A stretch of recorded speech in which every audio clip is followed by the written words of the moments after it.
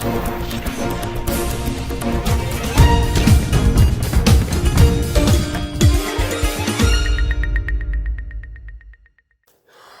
मुखिया अखिलेश यादव शनिवार को प्रयागराज में पूर्व केंद्रीय मंत्री सलीम इकबाल शेरवानी की रोजा इफ्तार में पार्टी में शिरकत करने पहुंचे। इस मौके पर उन्होंने कहा कि यही हमारे देश की सबसे बड़ी पहचान है। सदियों से सभी लोग मिलजुल कर त्यौहार मनाते हैं। हम लोग मिलजुल कर गले मिलते हैं। हम अगर ईद के त्यौहार पर गले मिलते हैं तो होली पर भी गले मिलते हैं। यही हमारे हिंदुस्तानियत है। एक दूसरे के त्यौहार और खुशियों में हम शामिल होते हैं। हमारा देश एक गुलदस्ते की तरह है, इसमें कई रंग के फूल हैं। अखिलेश यादव ने कहा है कि धरती पर इतने धर्म और जाति के लोग एक साथ कहीं पर नहीं मिलेंगे। उन्होंने कहा कि इस आयोजन के लिए मैं सभी को धन्यवाद देता हूं। हमारी हिंदुस्तानियत बची रहे और यही सबको लेकर आगे बढ़े। अखिलेश यादव ने कहा है कि अमन, चैन और भरोसा यही हमारी संस्कृति की पहचान है।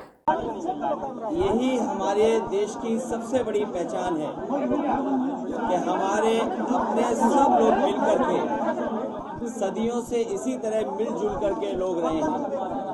हम लोग मिलकर के त्योहारों पर गले मिलते हैं और हमारे जो त्योहार हैं, अगर हम ईद पर त्योहार में गले मिलते हैं तो होली पर भी गले मिलते हैं। यही हमारी हिंदुस्तानियत है कि हम एक दूसरे के त्योहारों में, एक दूसरे की खुशियों में हम शामिल होते हैं। ये हमारे देश की सबसे बड़ी पहचान है। हमारा देश एक गुलदस्ते की तरह है जिसमें कई रंग के फूल हैं।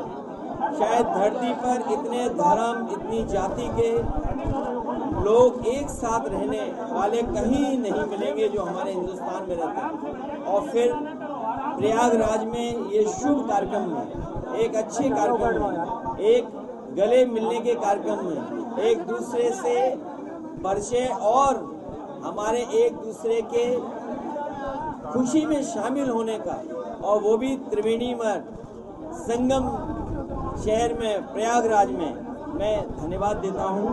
और हमारी हिंदुस्तानियत ही बची रहे। यही हिंदुस्तानियत हमें, हम सब लोगों को आगे लेकर के बढ़े। अमन, चैन, खुशी, एक दूसरे में भरोसा, एक दूसरे के लिए हम त्याग, यही हमारी संस्कृति की पहचान है। और हमें भरोसा है कि जिस तरीके से सदियों से हम लोग त्योहार मनाते आए हैं, एक दूसरे से गले मिलते रहे हैं, हम हर त्योहार में एक दूसरे से गले मिल करके हिंदुस्तानियत को और मजबूत बनाएंगे। अखिलेश जी, कल शंकराचार्य जी को हाईकोर्ट से कुछ राहत मिली, क्या कहना चाहेंगे? उनको गिरफ्तारी को रोक लगी।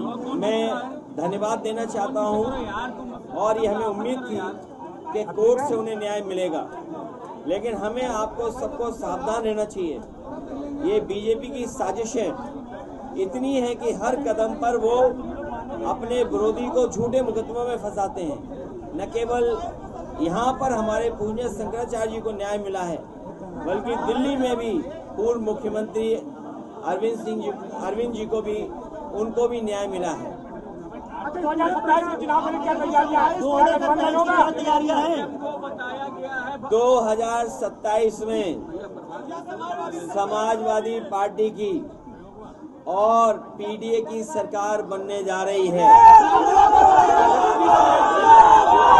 पीडीए की सरकार, पीडीए के लोग मिलकर के बनाने जा रहे हैं। पीडीए के लोग, पीडीए की सरकार और सामाजिक न्याय के रास्ते को अपनाते हुए, सामाजिक न्याय के रास्ते को अपना करके सामाजिक न्याय के राज की स्थापना के लिए पीडीए सरकार हम लोग बनाने जा रहे हैं।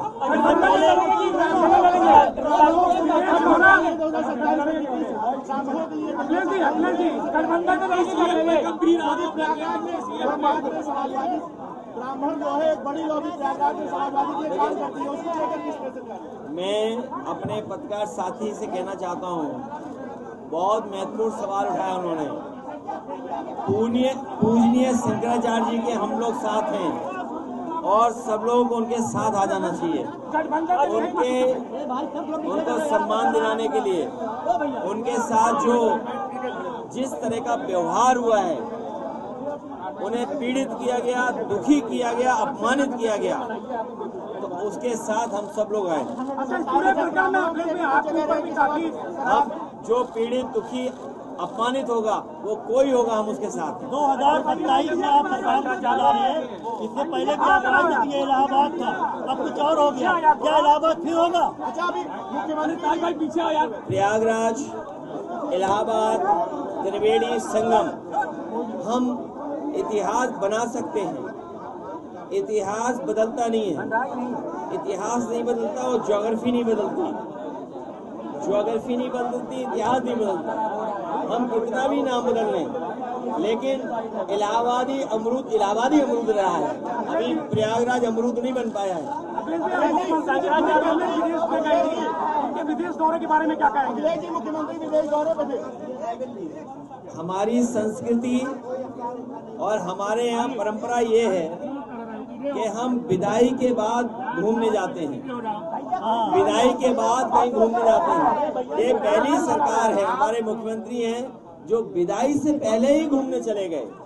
और अभी सुनने में आया है कि JPNIC की सफाई होना शुरू हो गई है। जयप्रकाश जी, याद कीजिए उनकी संपूर्ण क्रांति। और यही बीजेपी जिस समय इन्हें समाजवादी लोगों के लिए समाजवादी विचारधारा के रूप में अपने आप को जनता के बीच में रखना था, तो JP की तस्वीर लगा करके इन्होंने अपना पहला अधिवेशन किया था, जिसमें इनके पहले प्रधानमंत्री अटल बिहारी वाजपेयी जी प्रधानमंत्री जो बने वो अध्यक्ष बने थे। तो जब इन्हें समाजवादी चिंतक बनना था तो JP को इस्तेमाल किया, JP के नाम को, तस्वीर को।